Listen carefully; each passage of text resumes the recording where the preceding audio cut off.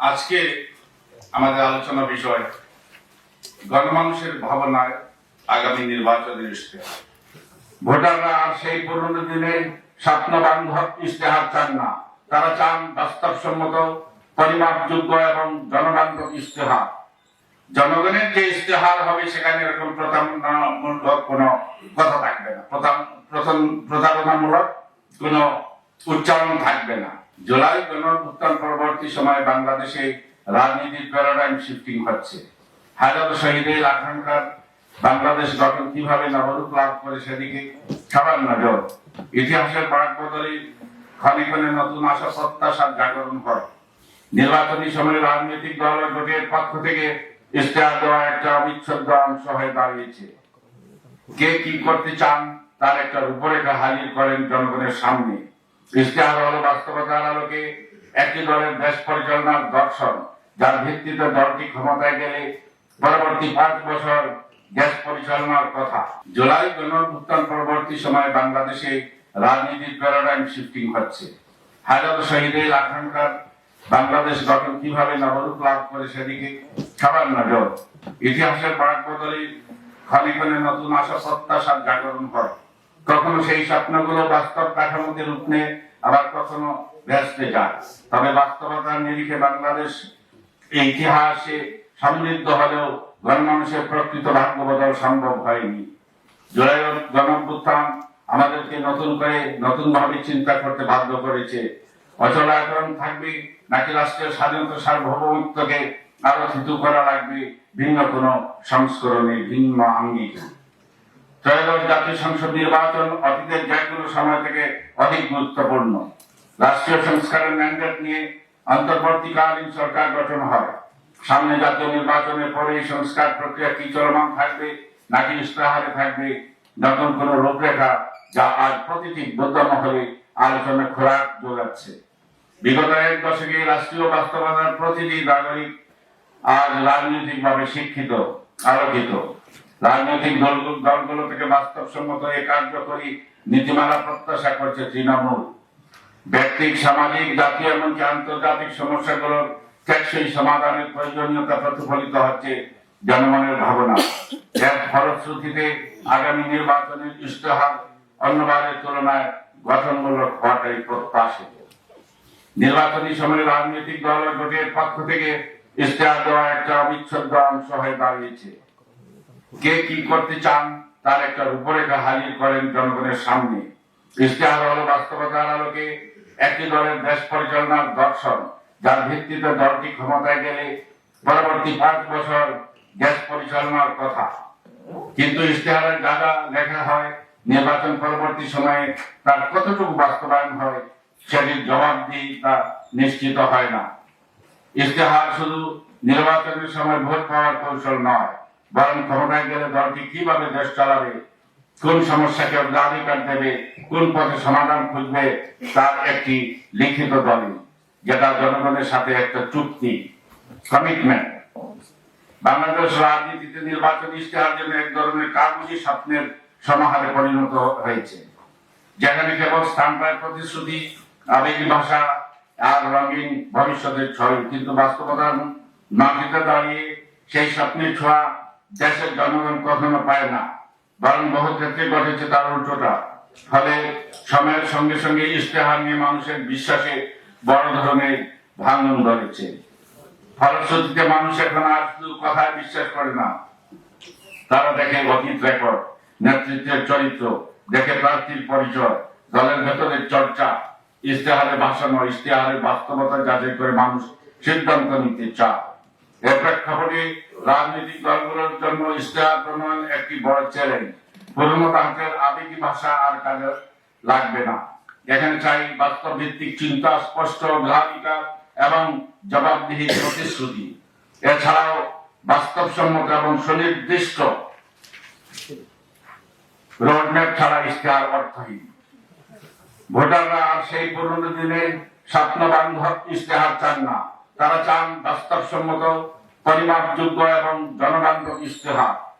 এই বাস্তবতা মাথায় রেখে ত্রয়োদশ জাতীয় সংসদ নির্বাচন সামনে রেখে বিভিন্ন রাজনৈতিক দল তাদের ইশতেহার প্রস্তুত করেছে এবং তা করা উচিত।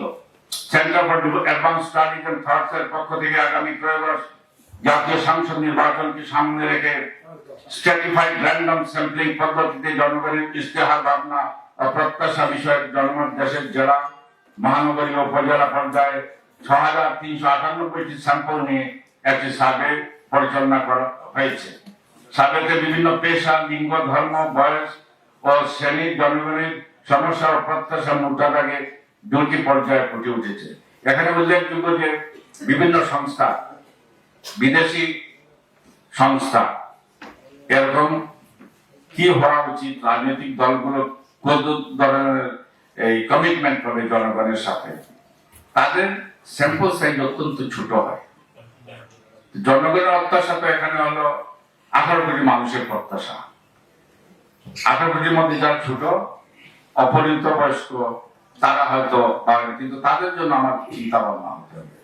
এখানে লিঙ্গ, পুরুষ মহিলা, ধর্ম, বর্ণ নির্বিশেষে সবার জন্য ইশতেহার।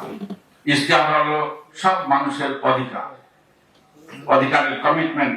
ওই দল কি ক্ষমতায় গেলে কি করবে, সেটা কোনো গোত্রের জন্য না। ছাত্রদের প্রয়োজন আছে, তারপর শ্রমজীবীদের প্রয়োজন আছে, প্রয়োজন রয়েছে এক এক পেশার মানুষ, এক এক সেক্টরের মানুষ, এক এক ধরনের প্রয়োজন। এখানকার আছে যে যারা আমাদের এথনিক গ্রুপস, বিভিন্ন যে আমাদের চাকমা, মারমা, তারপর হল কি ককসের, মঙ্গলের, আমাদের চা বাগানের শ্রমিক রয়েছেন, সাঁওতাল গোষ্ঠী, ওরাও যে টাঙ্গাইল, ময়মনসিংহ এলাকায় গারো জনগোষ্ঠী রয়েছেন, সিলেটে রয়েছেন মণিপুরী, তাদের কথা চিন্তা ভাবনা করতে হবে। শারীরিকভাবে প্রতিবন্ধী আমাদের আত্মীয়রা, বন্ধুরা রয়েছেন। তো ম্যানিফেস্টোতে সবার প্রয়োজনের কথা। বিভিন্ন ইনকাম গ্রুপের পিপুল রয়েছেন, কেউ আছেন খুবই অ্যাফ্লুয়েন্ট মুষ্টিমেয়। ৮০% মানুষ, ৮৫% মানুষ গরিব এবং মধ্যবিত্ত। তাদের নুনান্তে পান্তা ফুরোয়, তাদের জীবন জীবিকা, তাদের নিরাপত্তা সবকিছু বিধৃত হতে হয় এই ম্যানিফেস্টোতে। কিন্তু দেখা যায় যে এখানে বড় বড় গুলি আওড়ানো হয়। গত সরকার 10 টাকা সে চাউল দেবে এরকম কমিটমেন্ট করেছে, আপনাদেরও মনে আছে, আমার তরুণ ছাত্র বন্ধুদের মনে আছে। এটা অবাস্তবতা। সেই চালটা ছিল তখন যখন আসে ক্ষমতায় 30-40 টাকা, কিন্তু সেগুলো 70 টাকায় বেঁচে গেছে। তাহলে এরকম মিথ্যা কমিটমেন্ট করা ইশতেহারে ভোট টানার জন্য, এগুলো জনগণের সাথে প্রতারণা। জনগণের যে ইশতেহার হবে সেখানে এরকম প্রতারণামূলক কোনো কথা থাকবে না, প্রতারণামূলক কোনো উচ্চারণ থাকবে না। জনগণ এখন অনেক আলোকিত, শিক্ষিত এবং অবহিত। মিডিয়া এখন সেগুলো কেউ যে কোনো প্রতারণার ছল আশ্রয় নেয় যদি ভোট টানার জন্য, সেগুলো রিভিল করে দিচ্ছে। সুতরাং এরকম কথাগুলো কোন রাজনৈতিক দলগুলোর কাছ থেকে কেউ প্রত্যাশা করে না। এবং সেখানকার আমাদের স্বাধীনতা, সার্বভৌমত্বের প্রশ্ন, এটাও একটা গুরুত্বপূর্ণ কমিটমেন্ট হওয়া উচিত।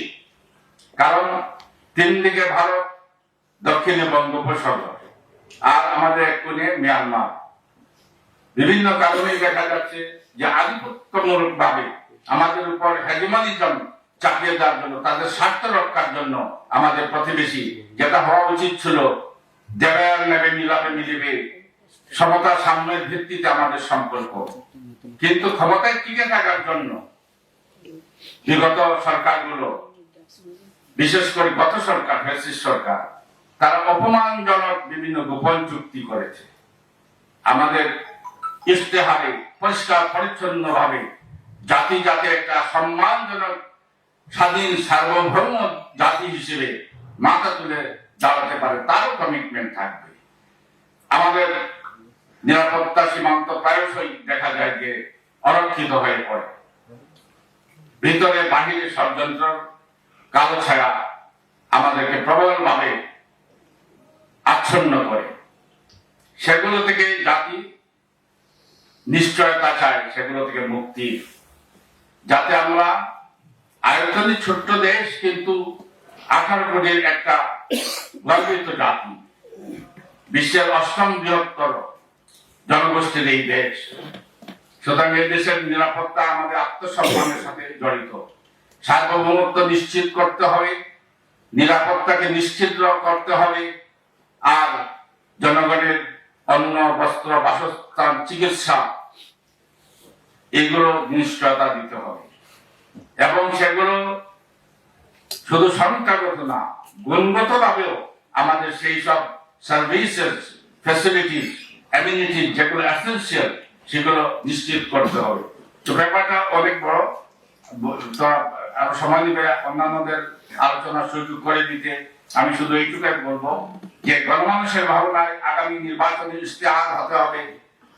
গণমানুষের মাস পিপলের তাদের যেসব ডিজায়ার, সেই ডিজায়ারের রিফ্লেকশন, প্রতিফলন ইশতেহারের মধ্যে আমরা দেখতে চাই, জাতি দেখতে চাই, জনগণ দেখতে চাই।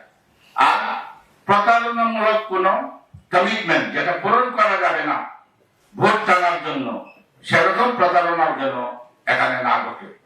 তো আমার মনে হয় center for advance studies and thoughts আর বাংলাদেশের জাতিকে বারবার পথ দেখেছে DUCSU, central students union of Dhaka university, তারা আমাদের গোলায়োজী, তারা আমরা তাদের সহযোদ্ধা, সহযাত্রী, আমরা সমন্বিতভাবে এটা আয়োজন করেছি।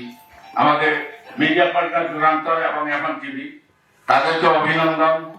এবং এই যে সময়োপযোগী আয়োজনের জন্য ডাকসুর বিপি জিএস এবং অন্যান্য কর্মকর্তা, এই হলের যে ছাত্র মানে প্রতিনিধিরা, নির্বাচিত কর্মকর্তা রয়েছেন, দায়িত্বশীল, তাদেরকে অভিনন্দন জানাচ্ছি, কৃতজ্ঞতা ধন্যবাদ জ্ঞাপন করছি।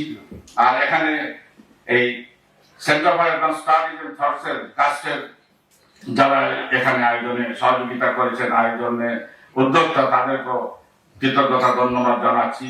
উপস্থিত হয়েছেন এখানে সম্মানিত ব্যক্তিবর্গ, আপনাদের প্রতি আমাদের ডাকসু এবং কাস্টের তরফ থেকে কৃতজ্ঞতা ধন্যবাদ জ্ঞাপন করছি। সাংবাদিক বন্ধুরা, আপনাদের প্রতি আমাদের কৃতজ্ঞতা ধন্যবাদ।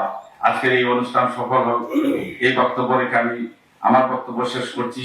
আপনাদের বক্তব্যই গণমানুষের ভাবনা হিসেবে এখানে উচ্চারিত হবে এবং যা পথ দেখাবে সামনের একটা গণমানুষের নির্বাচনী গণতন্ত্রায়নের পথে বাংলাদেশ চলে, জাতির আশা আকাঙ্ক্ষার ম্যানিফেস্টো বা ইশতেহার যাতে গ্রহণ করতে পারে সবাই, সে আহ্বান জানিয়ে আমার বক্তব্য শেষ করছি।